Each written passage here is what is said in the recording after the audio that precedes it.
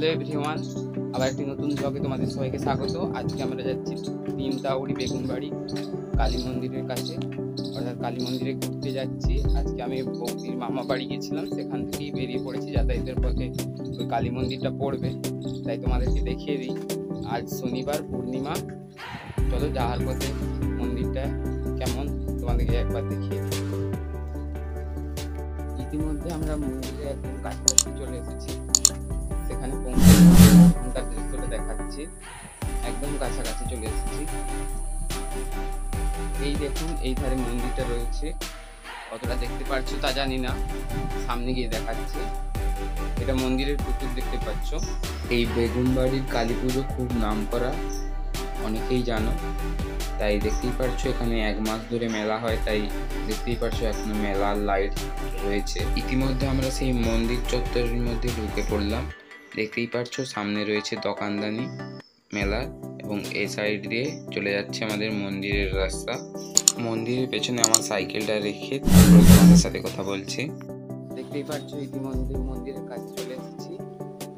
এটা হলো, দেখতেই পাচ্ছ আমাদের তিনতাউড়ি বেগুনবাড়ি কালী মন্দির।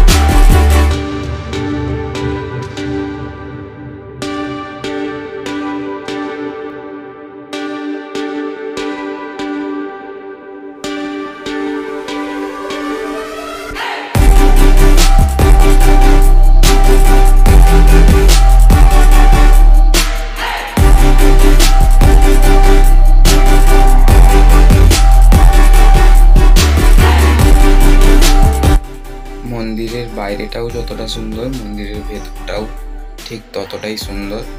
দেখতেই পারছো এখানেও ফুল দিয়ে সাজানো হয়েছে, বাইরেও ফুল দিয়ে সাজানো হয়েছে। আজকে যেহেতু আমি দুপুর এসেছি, তাই খুব একটা ভিড় নেই।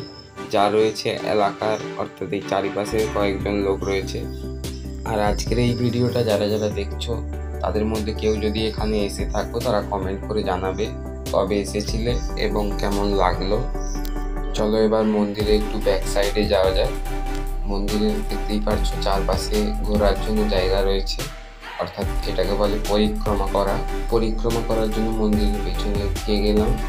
সেখানে গিয়ে দেখতে পেলাম যে একজন শুয়ে পড়েছে সেখানে, তাই যেতে পারলাম না, ব্যাকে ঘুরে এলাম। এবার ঘুরতে ঘুরতে একটু মেলার দোকানদানি যে রয়েছে সেগুলো তোমাদেরকে একটু দেখিয়ে দিই ঘুরে ঘুরে। তোমরা যে দোকানদানিগুলো দেখতে পাচ্ছ, এগুলো সবই দুপুরের জন্য বন্ধ রয়েছে।